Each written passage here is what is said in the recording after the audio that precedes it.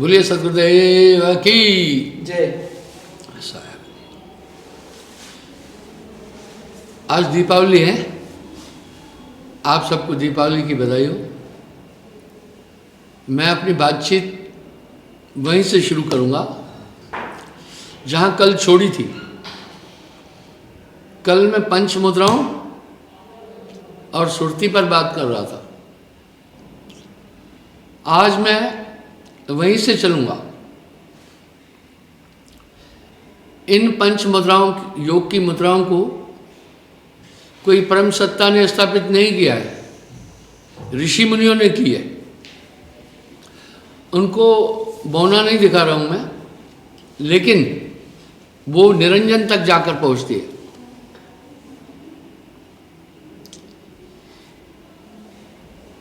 अंतिम चाचरी पर साहब कह रहे हैं, ररंकार खेचरी पर, खेचरी मुद्रा 10वां द्वार ठिकाना,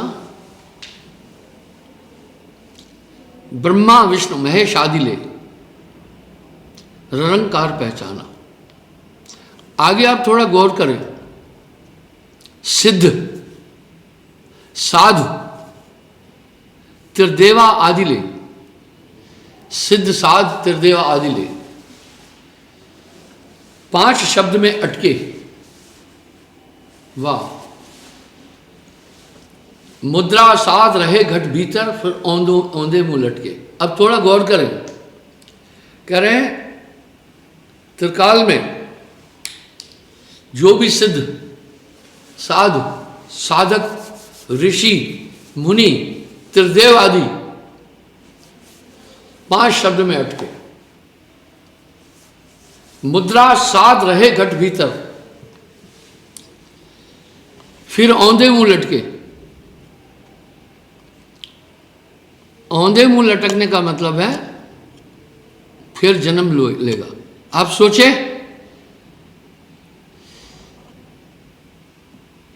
इसके आगे कोई ना गया। कह रहे हैं इसके आगे कोई गया नहीं। इसके आगे भेद हमारा, जानेगा कोई जानन हारा। कहे कबीर जानेगा वही जिस पर कृपा सदगुरु की हुई। यानी ये मत सर्वगुण निर्गुण भक्ति यहीं तक है। अब कल मैंने दशम द्वार की बात की थी। ये कोई दंतक कथाओं की तरह बात नहीं कर रहा हूं मैं, स्वानुभूति भूमि बोल रहा हूं। इस तरह दशम द्वार तक भी कोई कोई पहुंचा। अब साहब कह रहे हैं यहां लग कोई बिरला जाना। यहां तक भी कोई बिरला जानता है। आगे कह रहे हैं 5 शब्द ब्रह्म का रूपा, इसके आगे नाम अनूपा। सीधी बात है कि ये 5 शब्दों से वो नाम पर है। साहब कह रहे हैं 5 शब्द ब्रह्म का रूपा, ये ब्रह्म रूप है, सृष्टि का आधार है। नानक देव जी भी इन शब्दों पर कह रहे हैं, शब्द है धरती, शब्द आकाश, शब्द है शब्द भया प्रकाश, सकल सृष्टि है सबके पाछे, नानक शब्द घटा घटा छे। इसी को ईसाई भी क्या कह रहे हैं, द वर्ड वॉज बिगनिंग। शुरू में शब्द, word was God and God was word, all things are made by him. सब उसके, विदाउट हिम नो एनीथिंग, उसके बिना कुछ भी नहीं है। तो ये पूरी सृष्टि इन 5 शब्दों पर डिपेंड है। इन्हीं 5 शब्दों से पूरी सृष्टि है। यही निरंजन का खेल है। यहां साहब कह रहे हैं खरे सयाने सभी भटके। बहुत बारीक बात है। कहे कबीर व्यंगम चाल हमारी। मैं अक्सर एक बात कहता हूं, व्यंगम चाल सिर्फ संत के पास है। विहंगम चाल बाकी किसी के पास नहीं है, विहंगम मार्ग। अब वो क्या है और गुरु की इतनी महत्ता क्यों साहब ने स्थापित की? साहब कह रहे हैं भृंगमता हुए जय पासा, सोई गुरु सत्य धर्मदासा। आइए मैं विहंग मते पर और विहंग मार्ग और भृंग मते पर बात करूंगा। अब साहब क्या कह रहे हैं? भृंगमता होए जय पासा, सोई गुरु सत्य धर्मदासा। मैं आलोचक नहीं हूं, मैं निंदक नहीं हूं, मैं किसी को गालियां नहीं बक रहा हूं, मैं किसी से आक्रोश से बात नहीं कर रहा हूं, पर सत्य को तो कहना ही होगा ना। सत्य को भी शील करके बोलना और मर्यादित शब्दों के अंदर बोलना।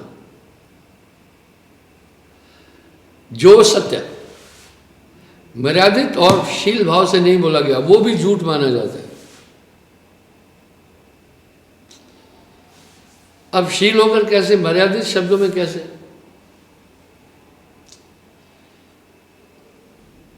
जब भी आप बातचीत करें शब्दों का चयन उत्तम हो। वाणी तो अनमोल है, पर जो कोई जाने बोल, ये तराजू तोल कर फिर तू बाहर खोल। अभद्र वाणी का प्रयोग न करें, अशिष्ट वाणी का प्रयोग नहीं करें, ओछे शब्दों का प्रयोग न करें। इससे आपकी प्रतिभा पर बहुत बड़ा असर पड़ेगा। एक प्रमाण देता हूं। एक आदमी ने अपने बेटे को कहा कि जाओ हुक्का पीना है, मां को कहो अंगार दे दे। बेटा मां के पास गया, बोला तुम्हारे खसम ने अंगार मांगे हैं। मां ने जलती हुई लकड़ी उसको दे मारी।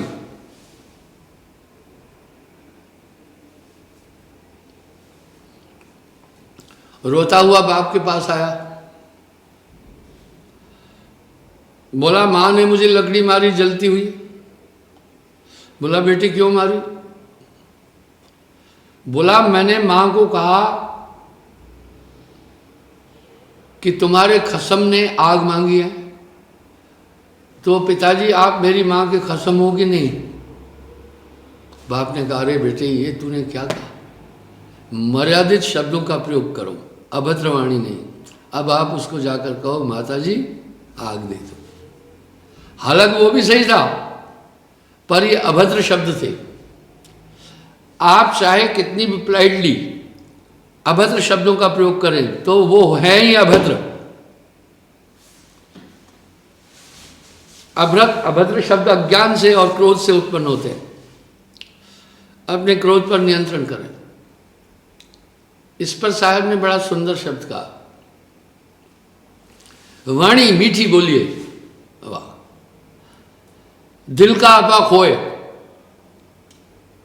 औरों को शीतल करे, आप भी शीतल हुए। अगर साहब ने ये शब्द कहे, माला लक्कड़ पूजा पत्थर तीरथ है सब पानी, कहत कबीर सुनो भाई साधो चारों वेद कहानी। वाह, पर कोकिला वाणी थी साहब की। वो तो महान आदि कवि माने जाते हैं। काव्य जगत में कबीर साहब का बड़ा ऊंचा स्थान है। आदि कवि क्यों मानते? काव्यता को आयाम दिया साहब ने। उससे पहले काव्यता नहीं थी, उससे पहले ऋचाएं थी, श्लोक थे, मंत्र थे। साहब ने काव्य जगत को क्या दिया? चौपाइयां, दोहे, छंद, सोरठे, मुसद्दस, ये साहब ने दी। लाजवाब। साहब ने काव्यता को एक बेहतरीन आयाम दिया। हर क्षेत्र पर व्यापक बोला। 4 माह जिम बरसे मेहा एतत् शब्द कथो विधेया। 4 महीने बरसात गिरने से जो बूंदें होती है उनसे कहीं ज्यादा शब्द मैंने बोले। साहिब वाणी में कह रहे हैं, भाषा हमरी पूरब की हमसा लखे जो होए। साहिब की भाषा में अवधि का बहुत बड़ा मिश्रण है। मैंने एक प्रार्थना पहले भी कही थी। मैं पिछले 51 साल से अवध में हूं। मैं वहां अवधि में ही प्रवचन करता हूं। जितने साखी, छंद, चौपाइयां, दोहे हैं वो सब अवधि भाषा में है। रामचरितमानस भी अवधि भाषा के अंदर है। तुलसीदास जी कबीर साहब से पौने 200 साल बाद में आए, तो साहब ने एक आयाम दिया, हर क्षेत्र में बोला। आइए इसी तरह एक मैं प्रमाण और देता हूं। आप अगर सच को कड़वे शब्दों में बोलेंगे तो उसको भी झूठ समझना।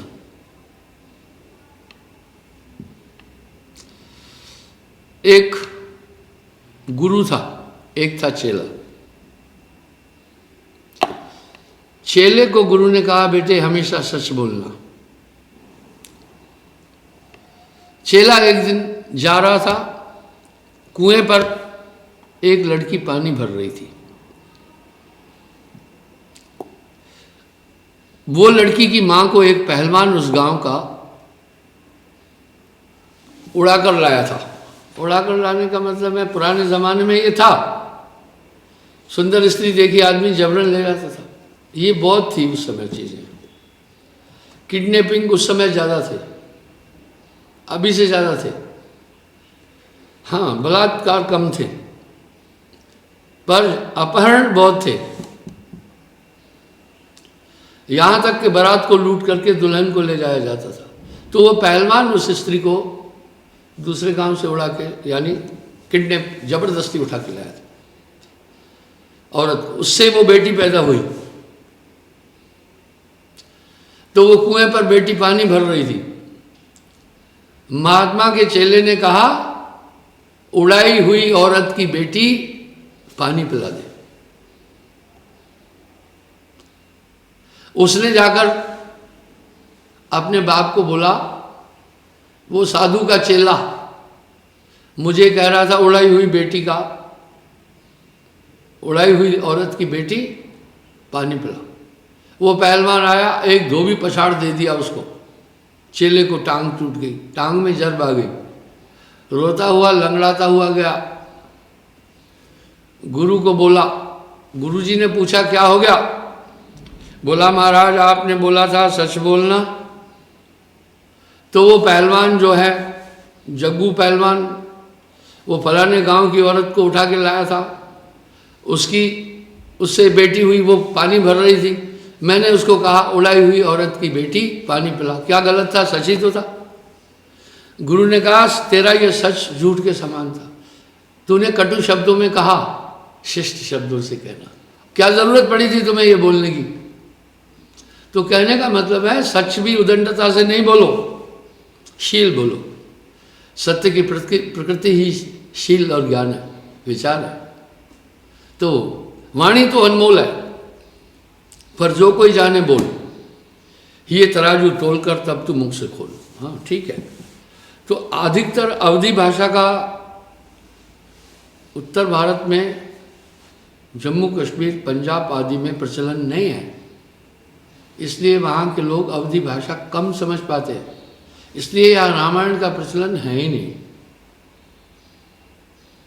इसी प्रकार से जहाँ जहाँ अवधी भाषा का, हिंदी अलग है, अवधी भाषा अलग है। हिंदी में 5 भाषाओं का मिश्रण है। पूर्वी, भोजपुरी, अवधी, ब्रिज, संस्कृत, उर्दू, इन 5 भाषाओं का ज्ञाता अच्छी हिंदी बोल सकता है। हाँ, रटी रटाई हिंदी तो कोई भी बोल लेगा, जैसे मैंने रिक्शे वाले का उदाहरण दिया, उसका तत्वसार नहीं समझते, बोलते हैं। वाणी शुद्ध करके बोलना है, मैं यहाँ व्यंग नहीं कर रहा हूँ। कई लोग श शब्द का उच्चारण नहीं कर पाते, श को स बोलते हैं। प्रशासन नहीं होता है, प्रशासन कहिए।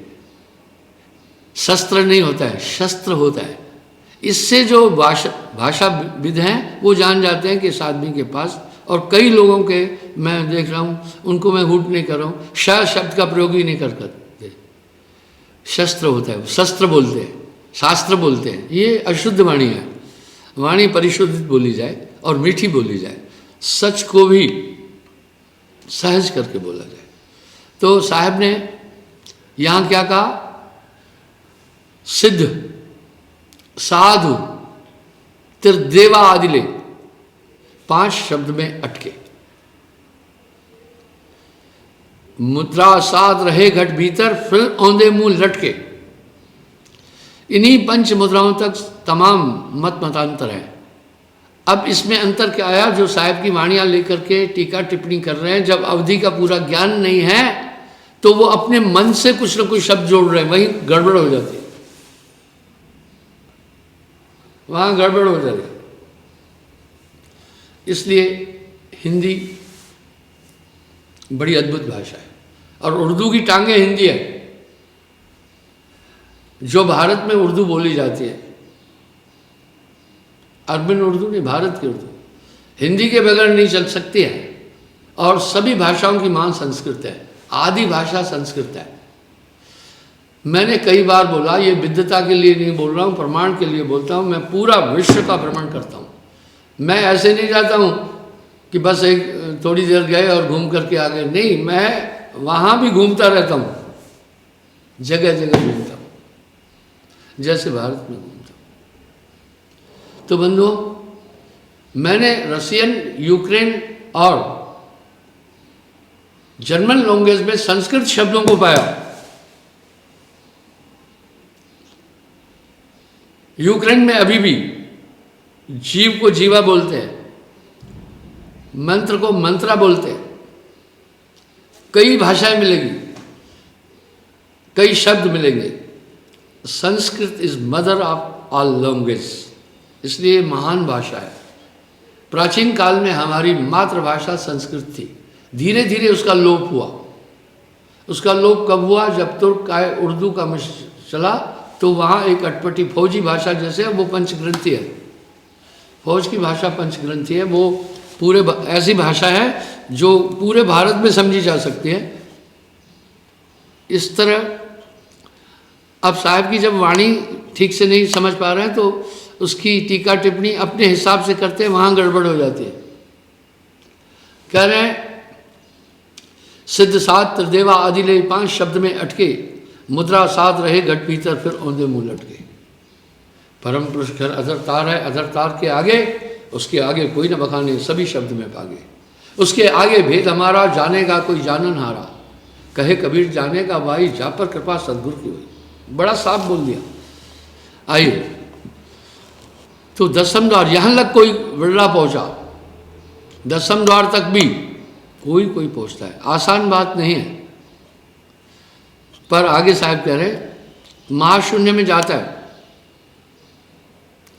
इसका उल्लेख मैंने कई बार बोला। साहब कह रहे हैं कहे कबीर ये सन गुंगा तणी, वेद किताब की गम नहीं। अब यहां क्या कर रहे हैं? वेद किताब वहां नहीं पहुंच पा रहे। क्या वेद की निंदा कर रहे हैं? नहीं। साहब ने एक बात में स्पष्ट कहा, को कहे वेद झूठा, वो झूठा जो वेद ने विचारा। वाह। आगे फिर क्या कह रहे हैं? वेद हमारा भेद है, हम वेदों के मां हैं। जौन भेद में वेद रहे, वेदों जानत ना है। वेद हमारा भेद है, हम वेदों के मां हैं। जौन भेद में हम रहे, वेदों जानत ना है। हाँ, कह रहे जहां मैं रहता हूं वेद भी नहीं जानता। वेद ताहे थका विचार विचारा। आइए, तो मैंने कल दसम द्वार का जिक्र किया, ये भी नॉर्मल नहीं है। कहे कबीर ये सेन गुंगा तड़ी, वेद किताब की गम न है, गम का मतलब भेद, वो नहीं पहुंच पा रहे। किताब यानी कुरान शरीफ, वेद वेद। अगम स्थान गुरु ज्ञान बिना लहे, लहे गुरु ज्ञान कोई संग सुरा।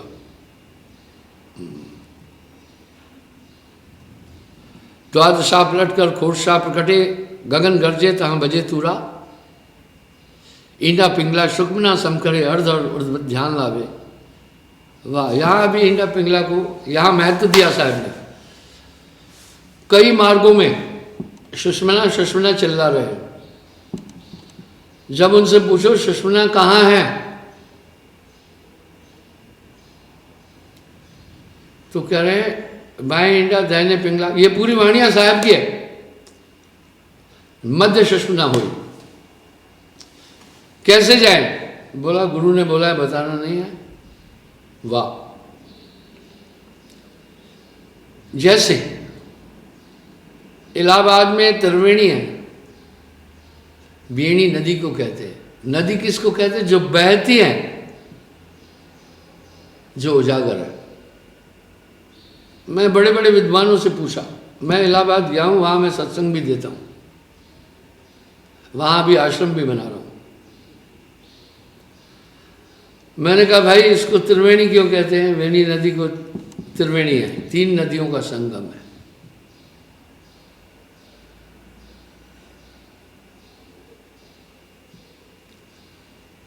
गंगा, जमुना, सरस्वती।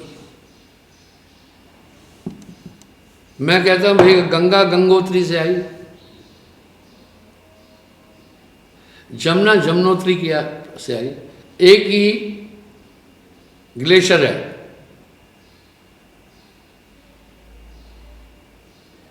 ग्लेशियर के दाहिने कोने से आती है गंगा, बाएं से जमुना। दोनों का रूट अलग अलग है, पर दोनों जाकर के कहाँ मिलती हैं? इलाहाबाद में संगम, प्रयागराज में जाकर मिलती है। सरस्वती कहाँ से उठती है? ये कोई नहीं बताता। अब जो वहां स्नान करने जाते हैं,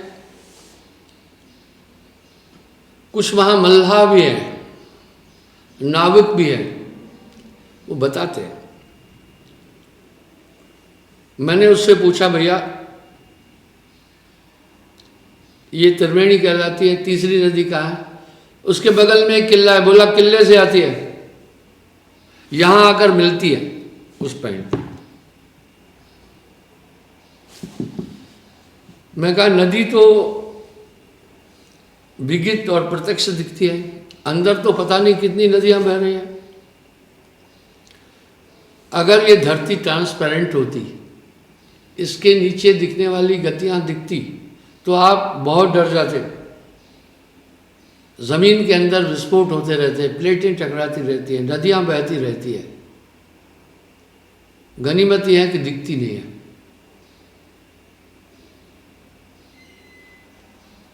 अब पृथ्वी 2 हिस्सा पानी है, एक हिस्सा धरती है, एक हिस्से से भी कम है। धरती क्यों नहीं गल रही है? इसलिए जैसे पानी के ऊपर से काई है वो गलती नहीं है। काई क्यों नहीं गल रही है? काई पृथ्वी का ही तद्रूप है। अदरवाइज ये पानी तो पृथ्वी को कभी गला देना था। आप देख रहे हैं विश्व के कई देश, छोटे छोटे टापू हैं,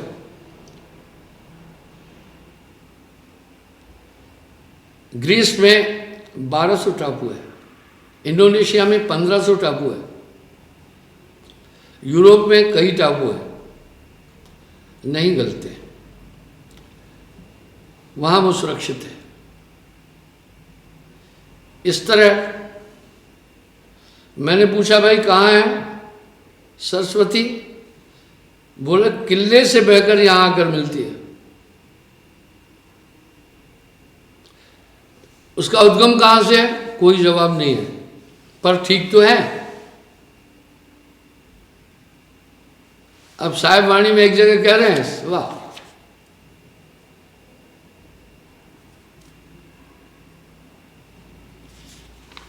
गंग और जमन के घाट को खोज ले, वाह, भर गुंजार तय होए भाई, सरस्वती नीर तय देख निर्मल भय भय, ताश के पिए सब प्यास रही, वाह, गंग और जमन के घाट को खोज ले। एंडा पिंगला का घाट इस पैंट पर है। जब ये दोनों स्वर एक हो जाते हैं तो सुषुम्ना खुलती है, ये घाट है उसका। इस तरह इलाहाबाद में स्नान किस जगह पर कराते हैं? जहां गंगा जमुना दोनों की टक्कर होती है, वहां एक स्थिति बनती है, वहां पानी दूसरे टाइप का होता है। उस पॉइंट को जहां मिली वो तीसरी नदी है, इसलिए थोड़ी देर वहीं जाकर लोग फिर स्नान कर रहे हैं। अगर आप, कई लोग जाते हैं कन्याकुमारी, मैं पूछता हूं कन्याकुमारी में जाकर क्या देखा? बोला वो एंड ऑफ द इंडिया है। हाँ, वो है एंड ऑफ इंडिया नहीं है, क्योंकि अंडमान निकोबार उसके आगे हैं, कई और द्वीप भी हैं, ठीक है। वहाँ विशेष क्या है? अच्छा, कोई कहते हैं विवेकानंद का ध्यान केंद्र देखा और एंड आखिरी गांव देखा, कोई बात नहीं। वहाँ सबसे बड़ा रोमांच क्या है? त्रिसागर संगम है वहाँ। वहाँ 3 समुद्र मिलते हैं, वो दिखते हैं वहाँ। पहला कूल ब्लू अरबिन सी, जिसका पानी नीला है। पानी नीला क्यों है? क्योंकि अर्बन देश में जितनी भी रिफाइनरीज हैं उसका पूरा पूरा गंध अरब सागर में छोड़ा जाता है, इसलिए वहाँ मछली भी काफ़ी मरती है। और बंगाल की खाड़ी का पानी मटमैला है, क्योंकि जितनी भी नदियाँ हैं वो आकर के बंगाल की खाड़ी में गिरती है। वो सब नदियाँ आकर के बंगाल की खाड़ी में मिलती है, उत्तर भारत में बहने वाली सभी नदियाँ एक्सेप्ट गोदावरी। अगर तो वहाँ आपको 3 लहरें दिखेगी, और हिंद महासागर का पानी सफ़ेद है। तो जब लहर आती है नीचे से ही अरब सागर की, तो उस वहाँ आप अटखेलियाँ करती है लहरें, रोमांचक है। और दूसरा है सनसेट, जब सूर्य डूबता है पूरा समुद्र लाल हो जाता है, पूरा समुद्र लाल हो जाता है। वहाँ बैरिकाड बने हुए हैं, जहाँ लोग खड़े होकर, बांध बने हैं जहाँ लोग ये दृश्य देखते हैं। तो इस तरह ये तो सागर का जो संगम होता है उस पॉइंट पर, उधर से अरब सागर आता है, ये अरब सागर, ये हिंद महासागर, ये बंगाल की खाड़ी, तीनों आकर के यहाँ टक्कर मारते हैं। इसी तरह यहाँ जहाँ पर गंगा जमुना मिलती है उस पॉइंट पर थोड़ी दूर एक अलग कलर बनता है।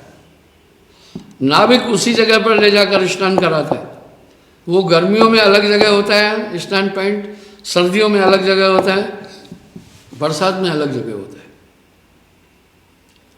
इलाहाबाद में मेरा काफ़ी आना जाना रहता है।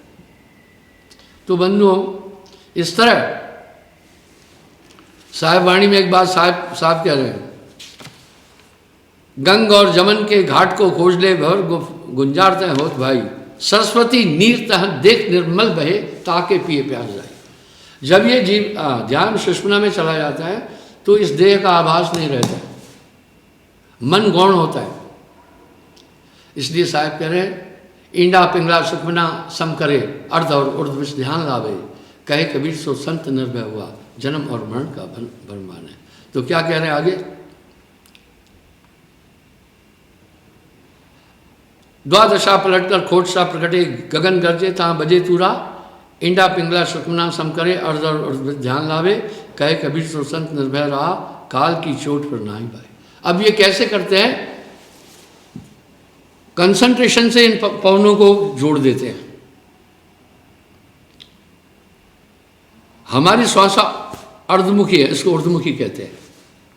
अरे ज्ञान भूमि के बीच चलत है उल्टी श्वासा, पलटू साहब बोल रहे हैं। अब साहब भी वाणी में कह रहे हैं पवन को पलट कर शून्य में घर किया। वाह, शून्य में घर किया। और कह रहे शून्य महल की फेरी देई सो वैरागी पक्का हुई। तब छूट गया तन एह नेहवाही से लगी। हमारे शरीर की पूरी ऊर्जा ही श्वास है। देखिए बल्ब चल रहे हैं, टीवी चल रही है, कंप्यूटर चल रहा है, बाकी सब चीज़ अगर लाइट जाए सब चली जाएगी। इस तरह पूरे प्राण उठ जाते हैं शून्य की तरफ। धीरे धीरे ये जाकर श्वासा अरे हमारे चार अंगल में आए जाए सो जोगी है। भोगी की श्वास सवा हाथ चलती है, योगी की श्वास चारों अंगल चलती है। वाह, भोगी 1 मिनट में 13 से 17 बार सांस लेता है, जोगी 9 से 12-13 बार सांस लेता है। इसलिए योगी की आयु ज़्यादा हो जाती है। आप टार्च का सेल जितना जलाओ बैटरी उतनी जल्दी कंज्यूम होगी। इसलिए जो दीर्घ समाधि लेने वाले काफ़ी लंबे टाइम तक पूरी ऊर्जा वो होल्ड अप कर देते हैं, बॉडी को होल्ड पर रख देते हैं। जो दीर्घ साधनाएं करते हैं बॉडी को होल्ड पर रखते हैं। तब जब होल्ड पर रखा उस समय आपका एनर्जी फ्यूल कंज्यूम ही नहीं होगा। आपकी एनर्जी जैसे की तैसी रहेगी, आपकी बॉडी जैसे की तैसी रहेगी। पर आज ये कलाएं बहुत कम हो गई है। अब वहाँ से शून्य से निकलता महाशून्य में प्रवेश करता है। महाशून्य में आर्टिकल्स नहीं है। शून्य में 10-20% आर्टिकल्स है। ये शून्य में ही पूरी दुनिया है। महाशून्य में आर्टिकल्स नहीं है। वहाँ अद्भुत देह प्राप्त होती है। छठा शरीर विज्ञान देही प्राप्त होती है। उस शरीर से फिर चलता है। आप देखो प्रेतात्माएं भी कहीं के कहीं प्रकट हो जाते हैं। उस शरीर से फिर वो अनुभव करता है महाशून्य। अब यहाँ साहब ने एक सुंदर अलंकार से अपने एक शब्द में कहा, महाशून्य सिंध वश्मी घाटी व्याधर सिंह सर्प बहु काटी डकनी सकनी बहु किलकारे यम किंकर धन धूत हकारे पर सत्य नाम सुन भागे सारे जब सतगुरु नाम उचारा है। घाटी कोई ऐसी चढ़ाई है क्या? नहीं। वहाँ अट्रैक्शन से माया के बहुत, जैसे चुंबक लोहे को खींचता है इस तरह सोल को वो ताकतें खींचेगी। अब साहब यहाँ कह रहे हैं 70 प्रलय मारग माई तब जीव लहे दीदारा। कोई भी नहीं जा सकता, किसी में ताकत नहीं है। बिना तुलसी बिना कर्म किसी मुर्शीद रसीद के राह निजात दूर है उस पार देखना। तो इस तरह से वो महाशून्य विषम घाटी है। वहाँ से आगे चलता है व्यंग। मैं आपको व्यंग मार्ग बताता हूँ। जब आत्मा मान सरोवर में पहुँचती है, स्नान करती है, पूरा वहाँ निर्मल होती है। आगे सूरत का सागर, सूरत के सागर में जाकर मन ऐसे नष्ट हो जाता है, मन रहता ही नहीं है वहाँ। मन का अस्तित्व, मन बैक हो जाता है, उधर मन की एंट्री नहीं है। तब ये परम पुरुष के पास जैसे हम देखते हैं मंदिर में जाओ, मस्जिद में वजू करते हैं, मंदिर में जाओ शुद्धता से जाते हैं। इस तरह वो नाका है, वहाँ पर जब आत्मा स्नान करती है पूरा वहाँ सब कुछ छूट जाता है। तब सतलोक का द्वार है। पुरुष ने दर्श जब हंस को दीनिया खोट सा भान तभी प्रकट आई। तब आत्मा जब परम सत्ता को प्राप्त होती है उसमें मिलती है एक अद्भुत ताकत आती है। तो ये है व्यंगमता। उस महापुरुष के पास तब ये ताकत आती है, आपकी सुरती को चेतन करता है। तभी जाकर आप अपने अंदर के विकारों को देखते। नामदान के समय भी ये क्रिया करता है एक पूर्ण गुरु, आपको बदलता है। यहां साहब एक शब्द कह रहे हैं, कन्यार सोई सत्य जिन शब्द की पारक करी। सुरत निरत सिमेट चिन्ह, नाम ने अक्षर धरी। वो नाम छोड़ता है, वो नाम, वो अक है, वो कंसंट्रेशन में लाता है। इसलिए साहब ने सुरती को सब कुछ कहा। मैंने कई ऐसी भविष्यवाणियां की, लोगों ने उस पर ध्यान नहीं दिया।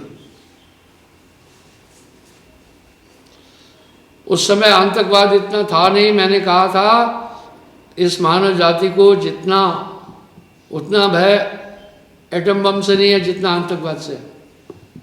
और आप देखें प्रत्यक्ष में। मैंने कहा था आगे चलकर फीमेल क्राइम रेट बहुत बढ़ेगा, और देखें बढ़ गया।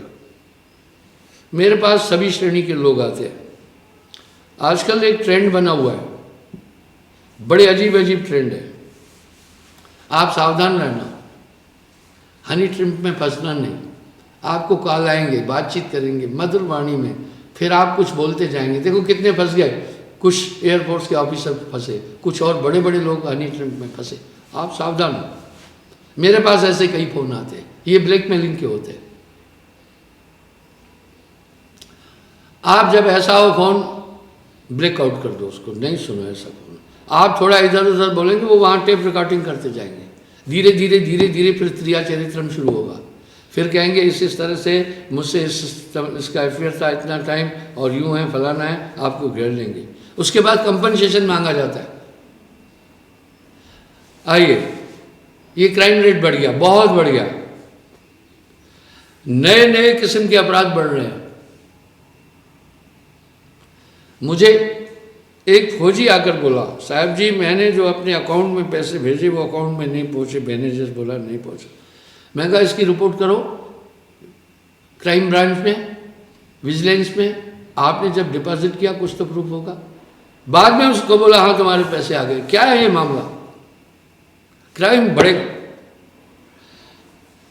और इसका कारण ये है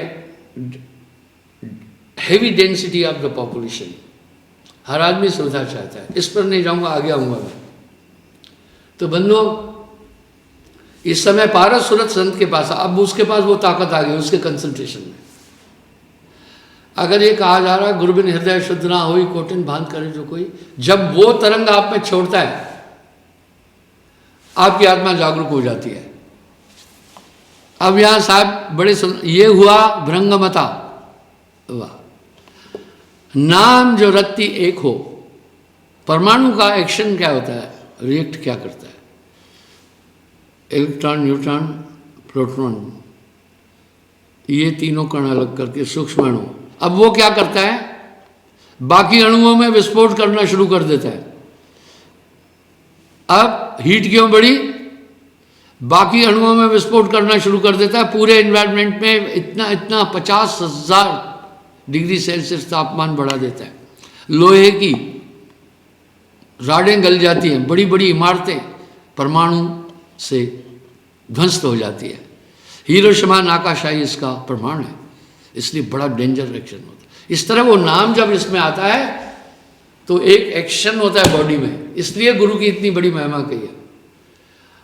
वो विस्फोट करता है अंदर, हृदय प्रकाशित कर देता है। तब साहब यहाँ कह रहे हैं, जब है नाम हृदय धरा भया पाप का नाश, जैसे चिंगी आग की पड़ी पुरानी घास। अच्छा, आज भी समय हो चुका, मैं बात अधूरी छोड़ता हूँ यहाँ।